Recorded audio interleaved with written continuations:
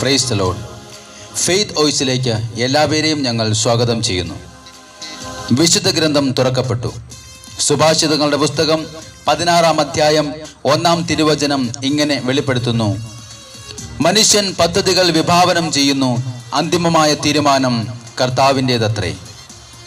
സ്നേഹമുള്ളവരെ, മനുഷ്യന്റെ പ്രത്യേകത അവന് ചിന്താശക്തി ഉണ്ട് എന്നതാണ്. അവൻ ചിന്തകളാൽ തൻ്റെ ജീവിതത്തിലെ ഭാവി പദ്ധതികൾ മുൻകൂട്ടി പടുത്തുയർത്തുന്നു. എന്നാൽ മനുഷ്യന്റെ പദ്ധതികൾ പലപ്പോഴും തകർന്നു വീഴുന്നത് നമുക്ക് കാണുവാൻ സാധിക്കും. തൻ്റെ പദ്ധതികൾക്കനുസരിച്ചാണ് മനുഷ്യൻ ജീവിക്കേണ്ടതെന്ന് ദൈവം ആഗ്രഹിക്കുന്നു. ദൈവം പറയുന്നത് അനുസരിക്കുവാൻ പലപ്പോഴും മനുഷ്യൻ താല്പര്യനാകുന്നില്ല. മറിച്ച് തൻ്റെ പദ്ധതികൾക്കനുസരിച്ച്, തൻ്റെ ആഗ്രഹങ്ങൾക്കനുസരിച്ച് ദൈവത്തെ കൊണ്ടുവരുവാൻ മനുഷ്യൻ ശ്രമിക്കുന്നു. ഇന്ന് ദൈവത്തെ വഹിക്കുന്ന, മറ്റുള്ളവർക്ക് ദൈവത്തെ കൊടുക്കുന്ന, ദൈവഹിതമനുസരിച്ച് ജീവിക്കുന്ന മക്കളായി നാം മാറണം. നാം എത്രയൊക്കെ ദൈവത്തിൽ നിന്ന് ഓടി ഒളിച്ചാലും അവിടുന്ന് തൻ്റെ പദ്ധതികൾ നമ്മിൽ പൂർത്തീകരിക്കും. വിശുദ്ധ ഗ്രന്ഥത്തിൽ യോനാ പ്രവാചകനെ കുറിച്ച് നമുക്കറിയാം. ദൈവമായ കർത്താവ് യോനായോട് പറഞ്ഞു, മഹാനഗരമായ നിനവയിൽ ചെന്ന് ഞാൻ നൽകുന്ന സന്ദേശം അവിടെ പ്രഘോഷിക്കുക. എന്നാൽ കർത്താവിന്റെ സന്നിധിയിൽ നിന്ന് താർശീസിലേക്ക് ഒളിച്ചോടുവാൻ യോന തീരുമാനിച്ചു. അവൻ താർശീസിലേക്ക് പോകുന്ന കപ്പലിൽ കയറി ഒളിക്കുവാൻ തീരുമാനിച്ചു. സ്നേഹമുള്ളവരെ, ഇതുപോലെ കർത്താവിന്റെ സന്നിധിയിൽ നിന്ന് പലപ്പോഴും നാം ഓടി ഒളിക്കുവാൻ ശ്രമിക്കും.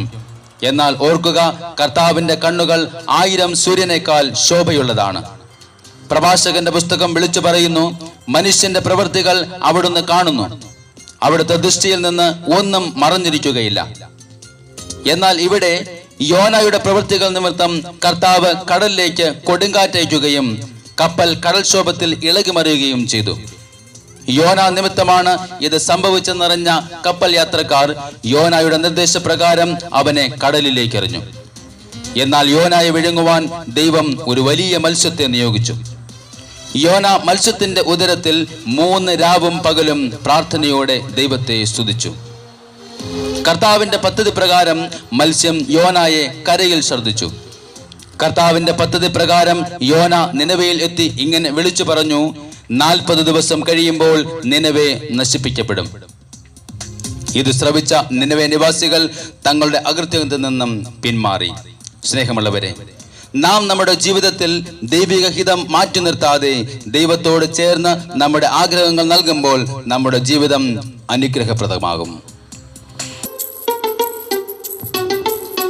കർത്താവായ യേശു നമ്മുടെ മൃതമായ അവസ്ഥയ്ക്ക് ഇന്ന് ജീവൻ നൽകും. മനുഷ്യന്റെ പദ്ധതികൾ അസ്തമിക്കുമ്പോൾ ദൈവം നമുക്കായി, നമ്മുടെ രക്ഷയ്ക്കായി അവിടുത്തെ പദ്ധതികൾ നടപ്പിലാക്കും. കർത്താവായ യേശു ഇന്ന് സകല പാപത്തിൻ്റെയും ശാപത്തിൻ്റെയും മരണത്തിൻ്റെയും കുഴിയിൽ നിന്നും നമ്മെ കയറ്റും. നമുക്ക് പ്രാർത്ഥിക്കാം. കർത്താവേ, ഞങ്ങളുടെ കൂടെ വരണം. മൃതനായ എന്നിൽ യേശു ജീവൻ തന്നല്ലോ, മരണത്തിൻ കുഴിയിൽ നിന്നെന്നെ കയറ്റി. മൃതനായ എന്നിൽ യേശു ജീവൻ തന്നല്ലോ, മരണത്തിൻ കുഴിയിൽ നിന്നെന്നെ കയറ്റി. ഓ യേശുവേ, അങ്ങേ പിരിഞ്ഞിരി ഞാനില്ല, ഞങ്ങളുടെ കൂടെ വരണം.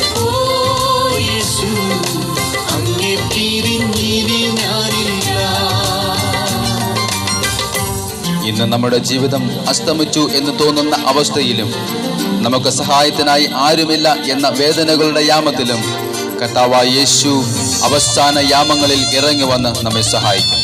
നമുക്ക് പറയാം: യേശുവേ, ഞാൻ അങ്ങയെ ഒരിക്കലും പിരിയുകയില്ല. നമുക്ക് ചേർന്ന് കർത്താവിൻ്റെ സന്നിധിയിൽ ഒന്ന് ചേർന്ന് നമുക്ക് പ്രാർത്ഥിക്കാം. കർത്താവേ, വരണമേ.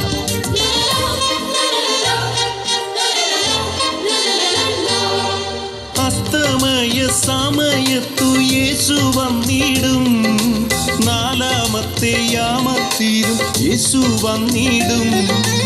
അസ്തമയ സമയത്തു യേശു വന്നിടും, 4-മത്തെ യാമത്തിലും യേശു വന്നിടും.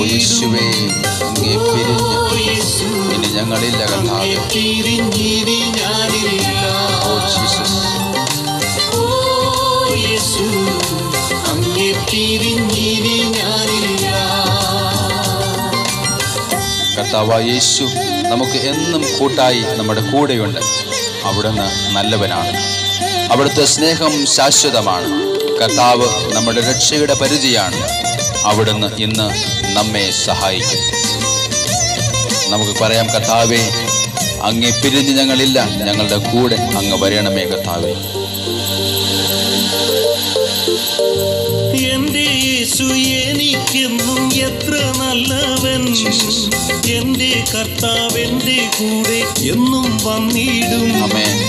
എന്റെ യേശു എനിക്കെന്നും എത്ര നല്ലവൻ, എന്റെ കർത്താവ് എന്റെ കൂടെ എന്നും വന്നിടും. ഓ യേശുവേ, യേശു അങ്ങേ പിരിഞ്ഞ് ഞാനില്ല കർത്താവേ, ഞങ്ങളുടെ കൂടെ വരണമേ കർത്താവേ.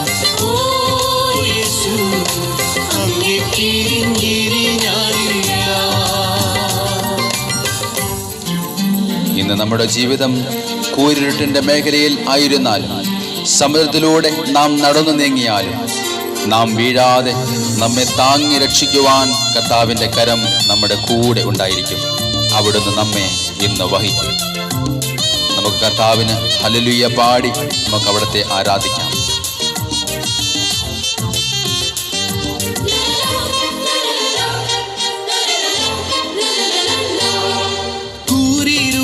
താഴ്വരയിൽ ഞാൻ നടന്നാലും, സമുദ്രത്തിൻ അറ്റത്തു ഞാൻ ചെന്നു പാർത്താലും, കൂരിരുളിൻ താഴ്വരയിൽ ഞാൻ നടന്നാലും, സമുദ്രത്തിൻ അറ്റത്തു ഞാൻ ചെന്നു പാർത്താലും, യേശുവേ, ഞാൻ അങ്ങേ കരം പിടിച്ചു.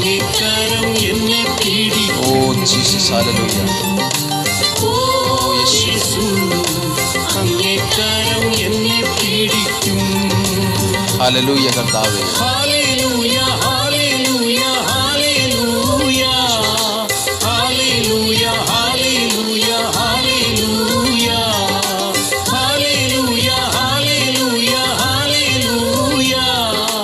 ഹല്ലേലൂയ, ഹല്ലേലൂയ, ഇന്ന് ദൈവത്തിന്റെ പദ്ധതികൾ നിങ്ങളിൽ പൂർത്തിയാകുവാനും അതുവഴി നിങ്ങൾ അനുഗ്രഹം പ്രാപിക്കുവാനും ഇടയാകട്ടെ എന്ന് കർത്താവായ യേശു ക്രിസ്തുവിന്റെ നാമത്തിൽ ഞങ്ങൾ പ്രാർത്ഥിക്കുന്നു.